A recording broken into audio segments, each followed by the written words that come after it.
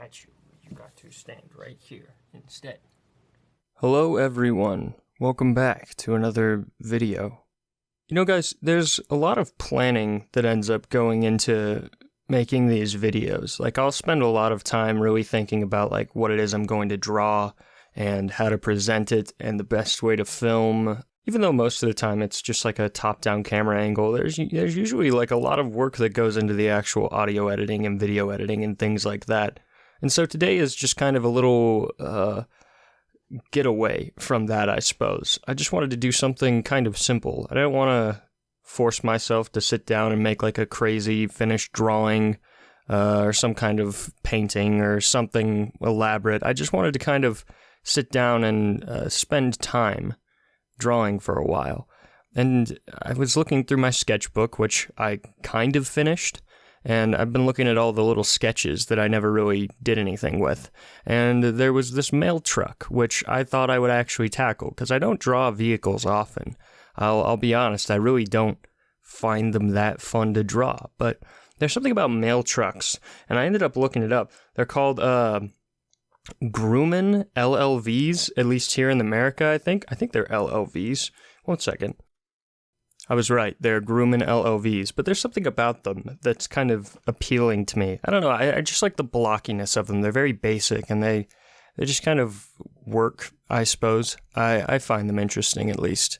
So as much as I love editing and working on videos and things like that, I just kind of wanted a chance to get away and relax for a little bit. I'll be honest, when it comes to making the videos, most of the time actually goes into the intros and outros, which I don't really know where I picked those up along the way. I just kind of liked making them, I guess. I feel like they were a good lead in and lead out of the video. I don't know, I know that personally, when it comes to making videos, I'm just making videos that I would like to watch. I mean, I kind of enjoy like a wide variety of things. It's hard to say exactly what it is that I want to watch, but I know that I'm just kind of making the video that I want to make at the time, you know? Sometimes that's a little more hyperactive, sometimes it's got a little more energy in it, but sometimes it's just a little more relaxed, because that's what I need, you know? A lot of the times I like to get home and start a video and just relax for a bit, because that's what feels good to me, you know? How is everyone, though? I hope you're all doing well.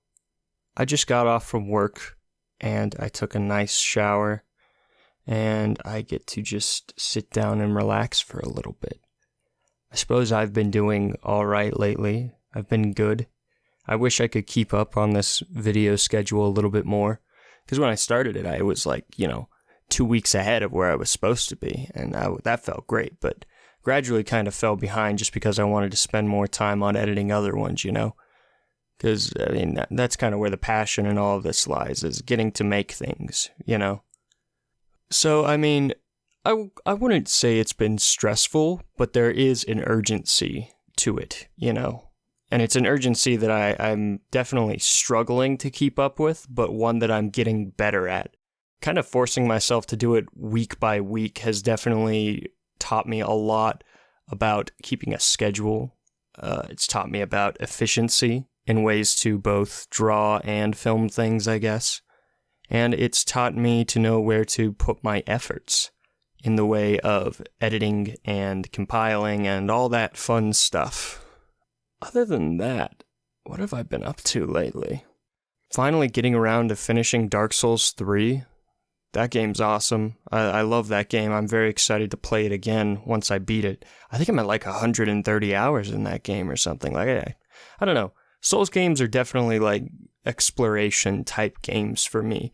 I know that there's like action and stuff, but especially with like that first one, just like taking everything in is a big part of it and a big reason for why I got into that series. I don't know if anybody here plays Dark Souls or has played Dark Souls, but if you haven't, you should. It's a really good game. That was a game that I kind of found as like a teenager, you know. I guess when I was like 16 or 17, I was introduced to it by a friend, and yeah, it's kind of become like a comfort game. Like whenever I just need to take things slow, as scary as that game can be, that's kind of the relaxation zone, you know. That's where I go. But yeah, it's definitely a comfort type game. If you're looking for, I don't want to say depression game, but if you're looking for a good game to play when you're in a mood, that's definitely one. That's a good one. So I found something kind of cool the other day. We went thrift shopping, and I found a Nautilus shell, like a chambered Nautilus shell for like $10. I couldn't believe it. Nautilus shells usually are like $40 online, wherever I look at least, because they're not an extremely prevalent species, I don't think. They're just such interesting animals, though. Like they truly do just feel like a relic from like so long ago, like back when the Earth was inhabited by squids and shells, I guess. I mean, as much as I would like to return to those days, they are now long gone, and all we can do is reminisce, I suppose. I also started buying cloches. Do you guys know what those are? They're like the glass domes that you display things inside of. Because I got another thing called the Bake Kujira, which is like a vinyl figure by this artist named Candy Bolton. She makes them in like batches of 20 at a time. They're very cool, but it's like a holy grail of mine, and I finally got one. I finally managed to catch one right as her store opened. And I was trying to find a cloche to put it in because I want to preserve it. And at first I bought one, and it was just too skinny.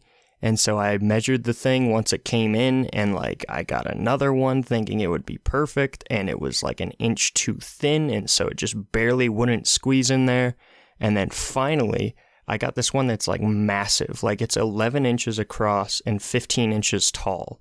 It's big. It's so big that I have room for probably like 2 of them in there. So my options are now either to buy a second one, which probably won't happen anytime soon, or to just put something in there that I already have. So I'm kind of debating what to do about that. I guess I've been buying a few things lately. You know what I've been on the hunt for that I can't find? There's this figure of Beat from Jet Set Radio by a company called Union Creative, and he was only like a $70 figure. I know, only $70. Pretty standard for imports, though. But he's like $600 now. And I don't know why. He was a figure that ended up getting discounted because nobody wanted him at the time. But it's one of those things where now he's like $600 because nobody bought him at the time, so there's not a lot of him out there.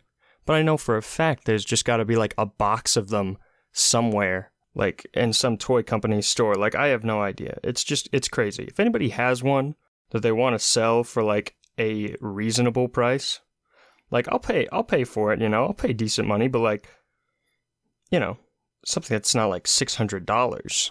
That's my only request. I won't pay $600 for it. But anyways, back to the drawing. I finished this thing. It's just a little mail truck. It was fun to do, and I enjoy looking at it at the end. This paint job on the side of it is inspired by a paint pour video by Pushing Up Roses. She has an art channel. If you know her, she does like video game reviews and like TV show reviews, but she has an art channel as well that's really cool, and I highly recommend watching it. It's very satisfying. I'll link that. But anyways, I think that's going to do it for this video. So I'll see you guys later. Until next time.